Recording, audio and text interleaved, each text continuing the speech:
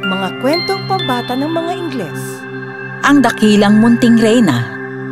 Noong unang panahon, sa isang malawak na kahariang tinatawag na Caspia, nabalot ng kadiliman ang buong kahariang ito matapos ang pagkamatay ng kanilang mahal na hari at reyna. Iniwan nito ang kanilang 10 taong gulang na anak, si Sofia, bilang tagapagmana ng kanilang trono. Nasa gitna ng kalungkutan ang buong Caspia. Walang kasiguruhan kung anong magiging kapalaran nila. Samantalang alam itong lahat ng masamang prime minister nilang si Zaran. Kokoronahan natin ang batang babae at kapag nakita ng mga taong bayan kung gaano kawalang kwenta ang pamumuno niya, kukumbinsihin ko silang lahat para sa kapakanan ng Caspia na ako ang ipalit nilang pinuno. At kaya, sa gabi ng kabilugan ng buwan, kinoronahan si Sofia bilang reyna ng Caspia. Pinatunog ang mga trumpeta at pinatugtog ang mga tambol habang ang batang reyna ay nakaupo sa trono, takot at balisa at puno rin ng lungkot dahil sariwa pa ang kamatayan ng kanyang mga magulang. Nakita ni Zaran ang takot sa mga mata ng reyna at nasiyahan siya nang makita ito. Mahal na reyna, yumuyuko ako sa inyo at ibibigay ang suporta at katapatan ko sa iyo hanggang sa kamatayan ko. Pwede na ba akong pumunta sa kwarto ko? Kung ayos lang naman. Aba, ayos lang kamahalan. Nurse, pakihatid ang mahal na reyna sa kanyang silid at siguraduhin maibigay ang lahat ng kailangan niya. Umaayon ng maayos kay Zaran ang mga plano niya. At inaasahan nga niya na si Sofia bilang bata pa ang reyna ay hindi ito nakialam sa mga usapin ng kanilang kaharian. Madalas niyang kasama ang kanyang tagapag-alaga dahil mas komportable siya rito. Triplihin ang buwis! Sabihin yung utos ito ng mahal na reyna at ang hindi susunod sa kautosang ito ay papatawan ng mabigat na parusa! At yun na nga ang nangyari. Namayani ang kasamaan sa buong kaharian ng Caspia. Pinahirapan at pinarusahan ang mga taga roon sa mga maliit na krimen at hindi na nagkaroon pa ng kalayaan sa pagsasalita. Lahat ay sa ngalan ng reyna. Pero lahat ng ito ay lingid sa kaalaman ng reyna. Wala rin siyang kamalay-malay habang patuloy na naghihirap ang mga taong nasasakupan niya. Pero isang araw, may kakaibang nangyari. Habang hinahabol ang pusa niya sa kusina, nakarating siya sa courtroom, kung saan nakita niya ang lalaki nakakadena na nakaluhod sa harapan ni Zaran. Oh, anong nangyayari dito?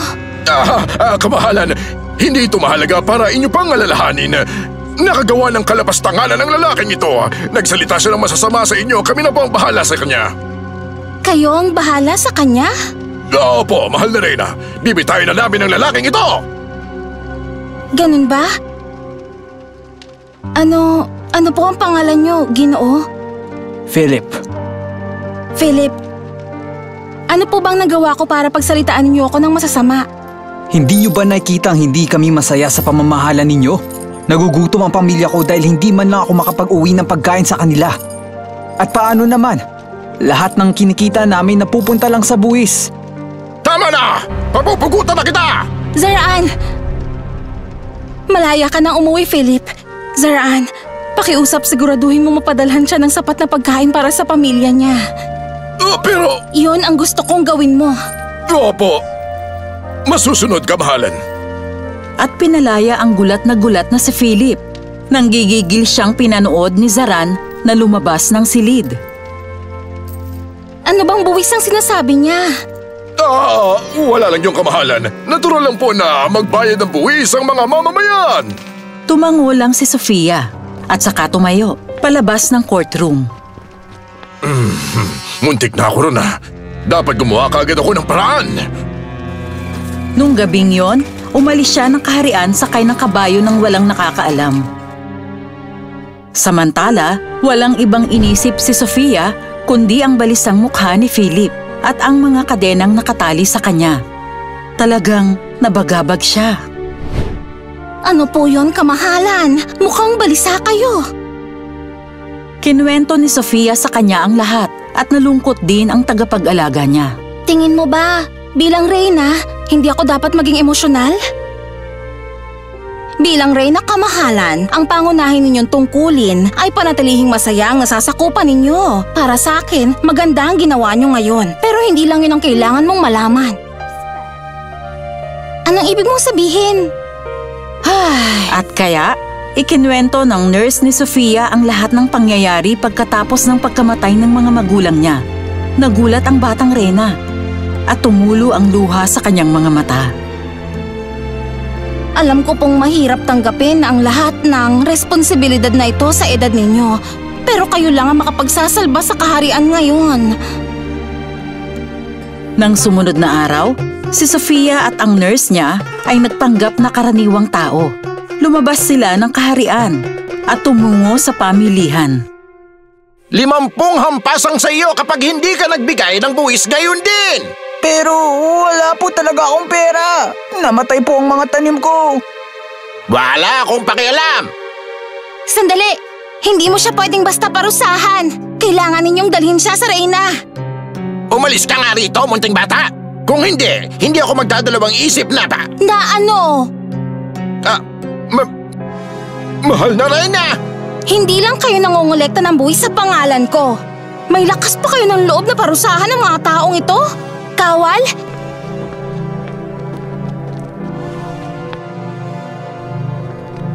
At paano naman kami na nagbabayad ng triple sa buwis? Wala nang natira sa amin. Gawin ninyo sa kanya ang sinabi niyang parusa kanina. Pero Gawin mo! hindi po. Hindi kami masasama gaya ng mga taong ito. Simpleng tao lang po kami. Gusto lang namin ng simple at masayang buhay. Hindi po kami nananakit. Nakita niyong pinagkaiba? Hindi ba kayo nahihiya sa kanila? Yung mga taong pinahihirapan ninyo ay tumatangging gawan kayo ng masama. Patawad, mahal na Reyna!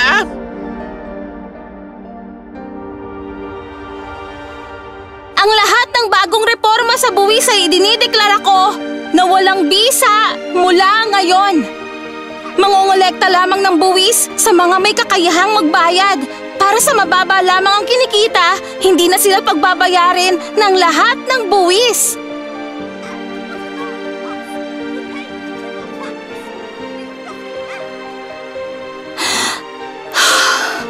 May korupsyon sa loob ng kaharian, pero mananaig ang katarungan. Philip, itinatalaga kita ngayon bilang aking tagapagpayo at ministro sa pananalapi. Kung handa kang kunin ang posisyong ito. Ikinararangal ko po, kamahalan. Bumalik na sina Sofia at Philip sa palasyo at ipinatawag ang tagapag-ingat yaman para pag-usapan ang dami ng buwis na kanilang ipapataw. Nalaman niyang karamihan sa mga nakolektang buwis ay hindi nakakarating sa Royal Treasury. Sa halip ay kinukuha lang ng mga ministro. Philip, alamin mo kung sino ang mga ministrong ito at dalhin mo sila sa akin. Hindi natagalan si Philip dahil sinabi na rin sa kanya ng mga kaibigan niyang sundalo ang lahat. Ipinatawag ang lahat ng mga tiwaling ministro sa bayan kung saan sila ay ipinahiya sa harap ng publiko at saka pinalaya sa kaharian. Sunod, ipinatawag ni Sofia si Zaran. Pero hindi nila siya natagpuan kahit saan.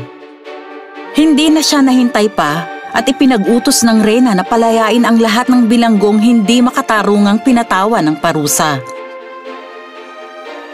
Sa mga sumunod pang araw, nagsagawa ng iba't ibang reforma si Sofia sa kaharian at hinirang siya bilang ang pinakamagaling na batang Reyna. Pero bumabalik pa lang noon sa normal na kaayusan ang Caspia. Ang kalapit na kahariang mas malawak pa sa Caspia ay nagsagawa ng pag-atake sa kanila. At ang taong tumutulong sa hari nila ay si Zaran. Tumungo siya roon para kumbinsihin ang hari na atakihin ang Caspia. Sinabi niyang tamang-tama ito dahil bata pa ang Reyna at wala pang muwang. Kamahalan, inaatake tayo ng Stopia at si Zaraan ang tumutulong sa kanila. Kaya pala hindi na natin siya nakita pa rito. Opo, at kasama rin niya ang mga tiwaling mga ministro na pinarusahan ninyo. Anong gagawin natin, Philip? Ako pong bahala. Tinipon ni Philip ang mga mamamayan ng kaharian sa plaza sa bayan. May nagbabanta sa kaharian natin.